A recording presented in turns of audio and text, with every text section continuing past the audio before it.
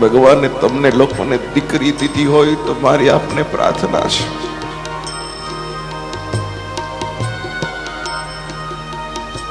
દીકરીને બહુ પ્યાર કરજો,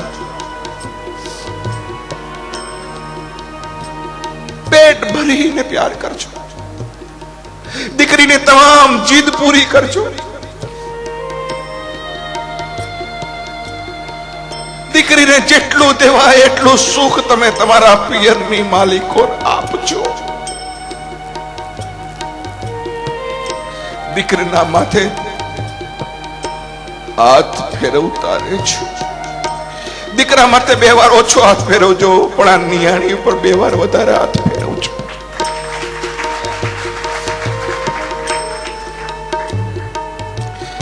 કારણ કે દીકરીને ખબર નથી. હું એટલા માટે તમને દીકરીને પ્યાર કરવાનું કહું છું, કારણ કે પુરુષ તો જન્મે તો એનું સ્મશાન નક્કી છે કે જ્યાં જન્મો છે ત્યાં જ એને અગ્નિદાહ દેવા હે, પણ દીકરીઓનું તો જન્મ સ્થાન નક્કી છે, પણ દીકરીઓના તો મહાન નક્કી નથી કે એ જન્મી ક્યાં ને એને અગ્નિદાહ ક્યાં દેવાનો છે. દીકરીઓની જિંદગીમાં કેટલી ભલી કેટલી ભોળી. એનો બાપ એમ કે બેટા ઠેકાણું બહુ સારું છે, અને દીકરી આ પાડે, અને કોઈ દી ન જોયા હોય, કદી ન ઓળખતી હોય એવા કુટુંબની માલિકો જેમ દૂધમાં સાકર બળે એમ ભળી જાય, અને સખત એક જ વિચાર કરે, મારા બાપની આબરૂ સાચવવાની છે, મારા બાપની ઇજ્જત સાચવવાની છે. સહન કરતી જાય, સહન કરે એનું નામ દીકરી.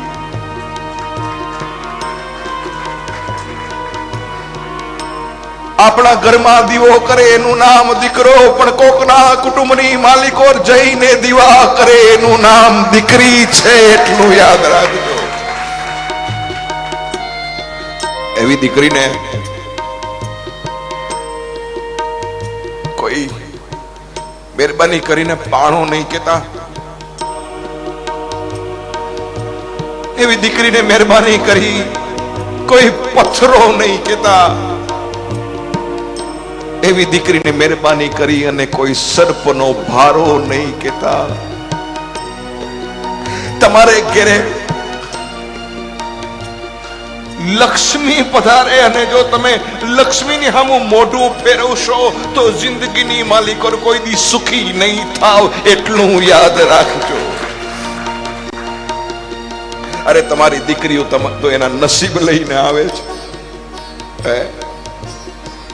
ભગવાન પેલા ખોળે મારી વહુને દીકરી દેજે. હે સાસુઓ, તમને પ્રાર્થના છે, આવી ભગવાનને પ્રાર્થના કરજો, અને વહુની સામે પ્રાર્થના કરજો, બેટા તારા પેલા ખોળે તને દીકરી આવે, પછી જોજો દીકરી નહીં આવે, દીકરો જ આવશે.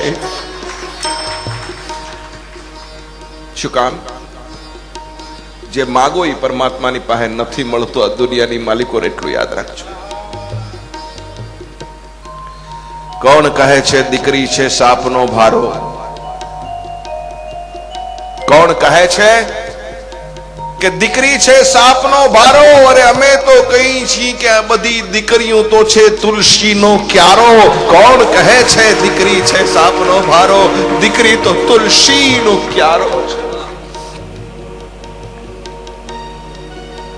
રાવણને જો એક દીકરી હોત ને તો સીતાજીનું હરણ ન થયું હોત, અને દશરથને એક દીકરી હોત તો રામને વનવાસ ન થયો હોત. तुलसी की रामायण का चित्र कुछ अलग ही होता. દીકરી માગજો.